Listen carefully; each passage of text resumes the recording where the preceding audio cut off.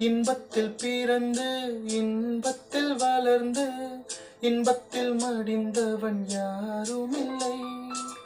துன்பத்தில் பிறந்து துன்பத்தில் வளர்ந்து துன்பத்தில் முடிந்தவன் யாருமில்லை. இன்பம் பாதி துன்பமும் பாதி, இரண்டும் வாழ்வின் அங்கம். நெருப்பில் வெந்து நீரினில் குளித்தால் நகையாய் மாறும் தங்கம். தோல்வியும் கொஞ்சம் வேண்டுமடி, வெற்றிக்கு அதுவே